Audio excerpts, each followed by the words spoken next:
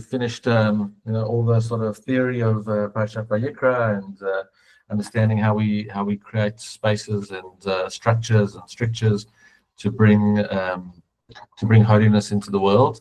And Bamidbar is essentially like the laboratory. It's like how do we now practice it all?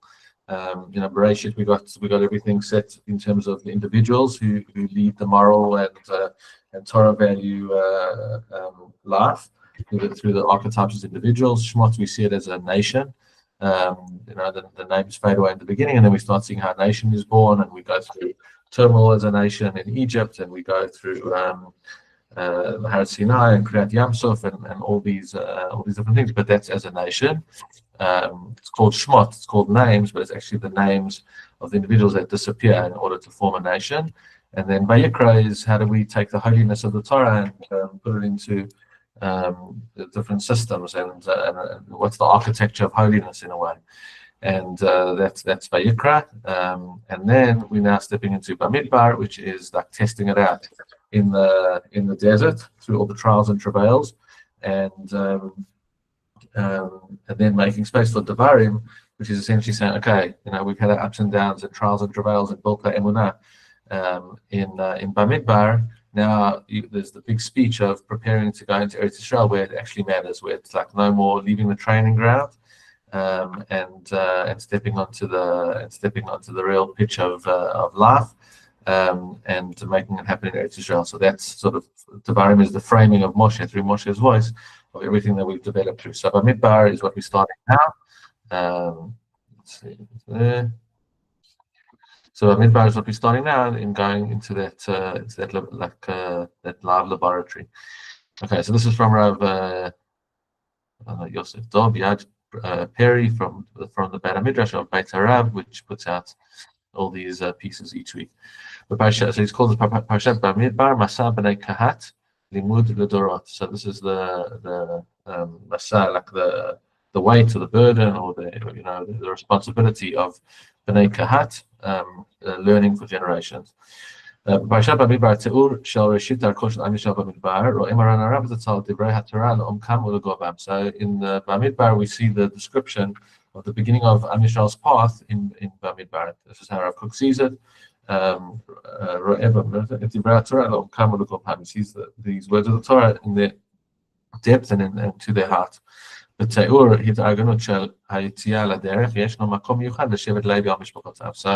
as we're making our way and starting to traverse through the Midbar, in the description of getting organized and setting things up, as we go out on our way, there's a special space that Shevet Levi gets, which is different to the other families. But, Steve, are you a Levi? No. Were you a Levi? No. Although people are convinced that I am, though. Most Toratzers are. Yeah. The Shla, we said the Tefillah of the Shla. He's a Horowitz, right? Correct. So Arvin's a Levi, Anthony Hertz is a Levi, but I'm not. So my brother-in-law is convinced that we are. Wow, you're just missing an O. Yeah. Yeah. And when I see, I go, oh, it's Steve. So, you can use that. So many details are dedicated towards the family of Kahat in describing their work. And the language that's used is masa, which could be like a toil, a burden, something that they carry, or a burden from language of not that it's like hard on you, but it's something that you carry from noseh. So a very cautious reading of these psukim. Wow, Laurent is here. 1 second. Laurent, it's been a while. Wow. Been a while, my friend. Welcome. Okay, so Kriyazi Rabbi Psukim Maret Makomosh El HaKodesh. So a very cautious reading of the psukim shows us the place of the holy, of the sanctified. Ha'aron v'mizbeach, the ark and the altar, Hamdorah v'klei ha'sharet, the kodesh v'chelav, the menorah and the different service vessels, the kodesh v'chelav, it's called in the Torah like the holy and its vessels that serve it. Rashi mashlim b'te'ur masa'am shel b'nei Gershon u'merari. So Rashi uses this to complete the description of the burden of B'nai Gershon u'merari. שלא היו מקודש הקודשים כי הממונה על תפקידם היה איתמר. So they weren't from the Kodesh HaKodashim because the things that they have or that they are bound to carry are not from the Kodesh HaKodashim. כי הממונה על תפקודם היה איתמר, because the person who was appointed to look over, to work there was Itamar. Masechet, trying to work out where it's going on this. Masechet Shabbat, Omer Rabbi Elazar b'dinei Shabbat, כי המוציא למעלה מ10 טפחים לרשות חייו. ומוסיף את טעמו שכן מסע בני קהת. Okay, so now it's going into like the laws of Shabbat to try to teach us something about the responsibility of Bnei Kahat. So it says over here in Masechet Shabbat, Rabbi Elazar says when it comes to the dinah of Shabbat, when do you become chayav? So it's when you move something above 10 tfachim. So that's right. If you manage to carry something and you never lift it above the level of 10 tfachim, then it seems like you're not chayav. So that's also, we learned like the 10 tfachim is considered still part of the ground. We know that also from the laws of sukkah that you have to make the wall of the sukkah has to be above 10 tfachim, and also it's also connected to the menorah, to the Chanukiah on Chanukah, that you're supposed to put the Chanukiah above 10 tfachim, because if not, it's as if it's on the ground. And why does Rabbi Elazar, where does he learn this out from? He learns it out from Sheken Masah B'nai Kahat. This is what we see from the way that B'nai Kahat obviously carried their stuff. לאור ההלכה הזו, דן מרן הרב זצ"ל בהגדרה רשותו של אדם בראייה כללית ביותר. So Peri over here is telling us that Rav Kook sees something in this definition of domain, the domain of a person, in a more general way. Okay, let's see what he has to say here. לדעתו להבנתו של מרן הרב זצ"ל, אם כי במקומו של אדם ברשותו הוא רק 10 טפחים, כן, כך בדרך כלל. So he says, if in the place of a person and his domain is only 10 טפחים, עצם קישור למקום התחתית של הארץ הוא כל כך גדול, עד שאי אפשר לו להתרומם כולו בכל ערכו, למעלה מכל הערך הארצי המאגדו באיגודיו הארציים. So Rav Kook is saying that when a person interacts with the world, they have to lift themselves up beyond 10 tvachim, they have to raise themselves up. And we'll see what it's being very metaphorical here in terms of what does it mean when you living below 10 tvachim. Obviously, we all wake up in the morning and walk around, and our heads are above 10 tvachim practically, but he's saying spiritually, there's a way of living where we're still below 10 tvachim, maybe in terms of our thoughts and our philosophy and our beliefs, that ties us very much into like a very artsy living, in a very sort of like earthy living. So it says over here, so the essential connection of him, he's so bound up with the netherworld, the lower part of living on the earth, to the point that he can't lift himself up to live any real value.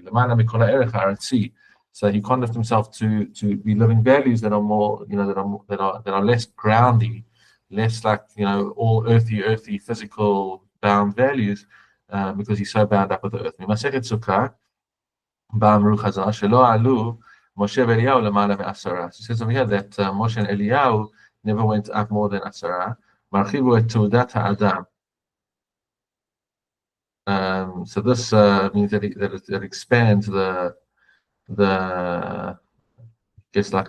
identity or the testimony of a person. והוא ממשיך להסיק מסקנות שכן עליו, להכיר שכל סבל חיוביו, מסעו המוטל על גורל חייו, וכל ערכו ותוכן מותו, הוא פונה רק למעלה. Again, last time, to be honest.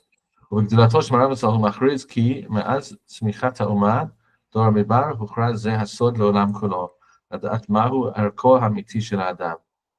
So he says that the greatness of Rav Kook, he calls out, is that from the moment that we have a nation that's able to rise up, the Dor Hamidbar, the nation of the generation of the desert, this secret was called out and announced and made known to the rest of the world, in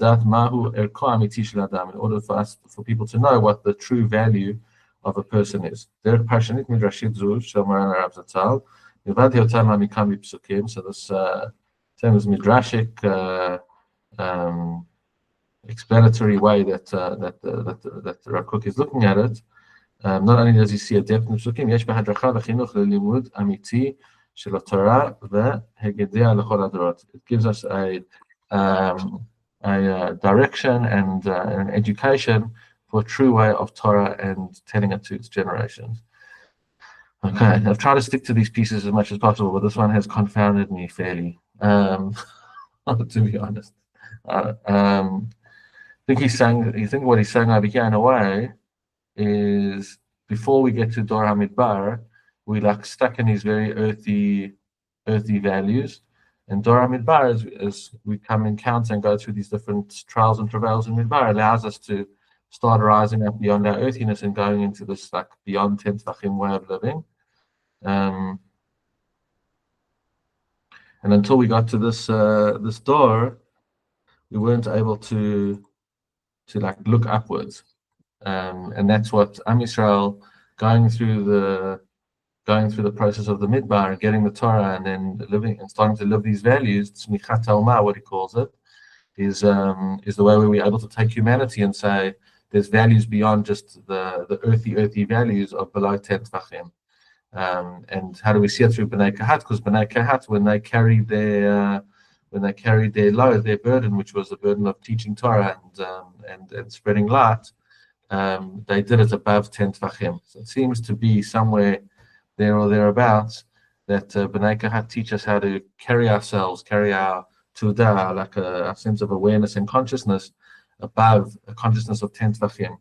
And that happens in the Midbar, and that's what we learn from B'nai Kahat.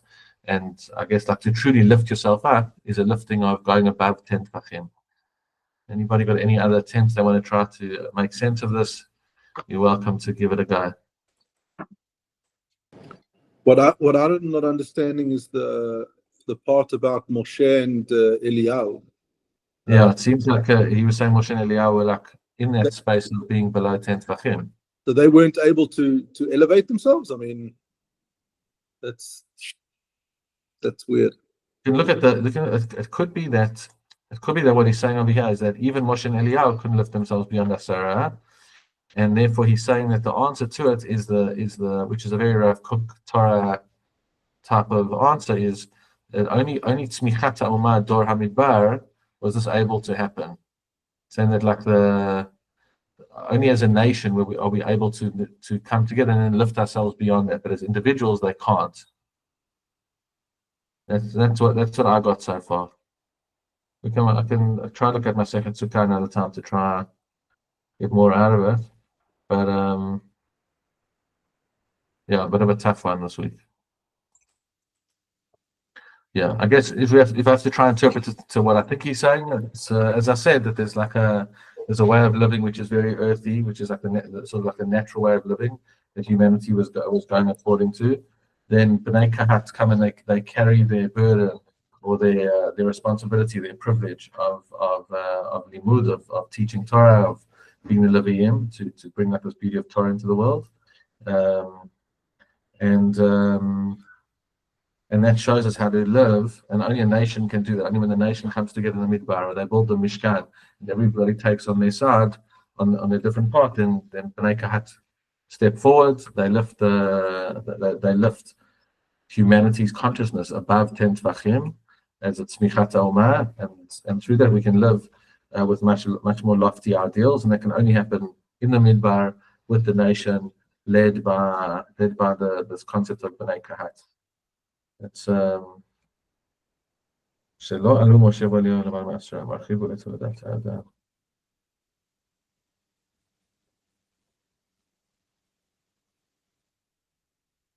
להכיר שכל סבל חיוביו, מסעו, המוטל גורל חייו, וכל יעקב ותחמתו, הוא פונה רק למעלה.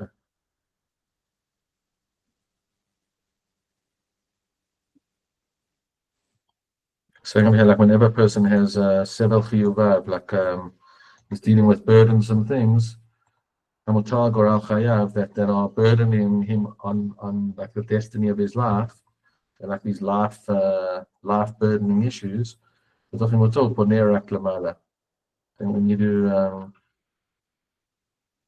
we need to always turn upwards. We always need to like look upwards, look heavenwards in a way.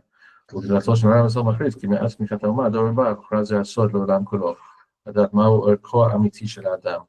The people thought that like the way of the world and the value of society was just at our, sort of like at our level and at ground level with other humans, and that's how you solve things. So then Am Yisrael comes in and starts moving through the Midbar and taking the Torah and building the Mishkan and talking about these values of Masar B'nai Kahat in a way that's able to direct things upwards to show what the what the true value of man is. The true value of man is not to get stuck in his groundiness and earthiness and Gashmi problems, but rather to always look heavenwards and drive things upwards.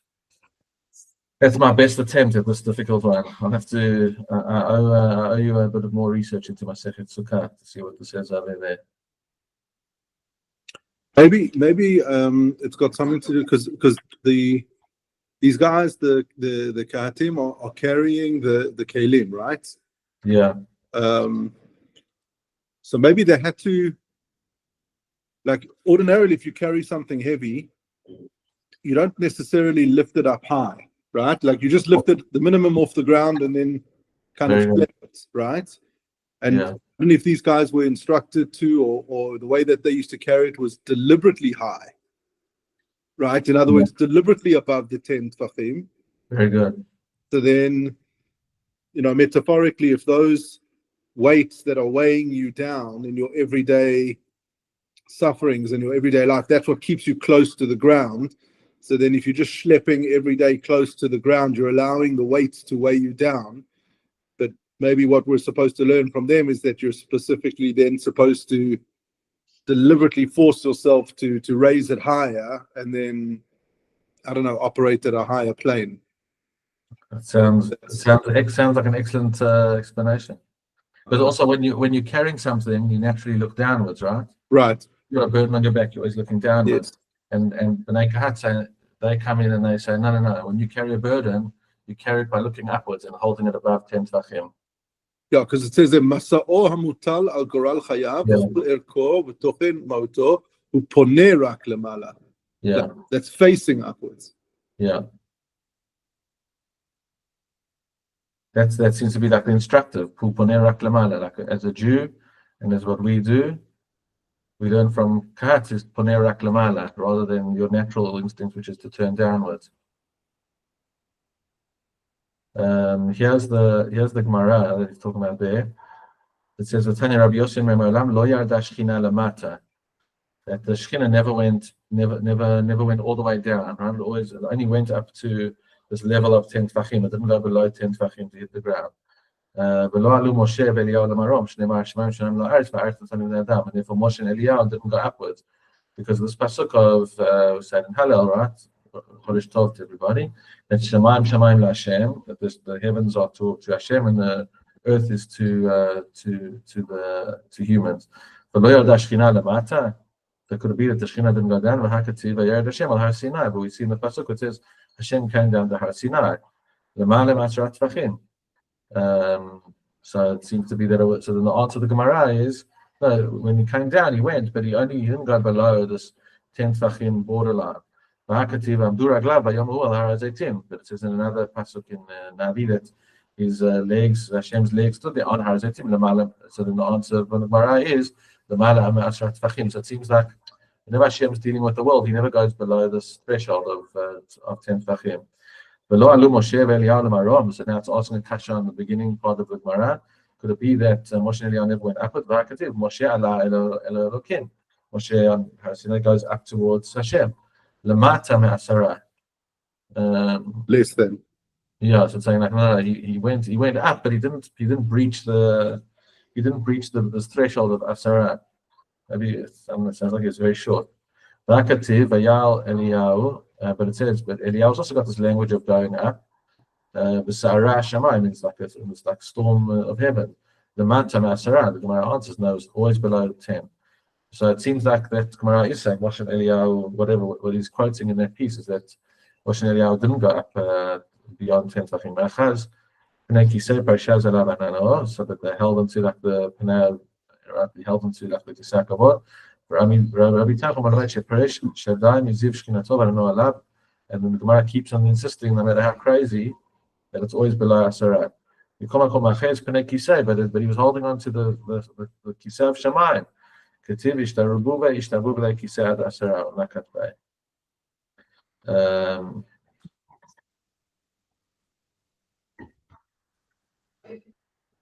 And you're still saying that. Let's see what the English is over here.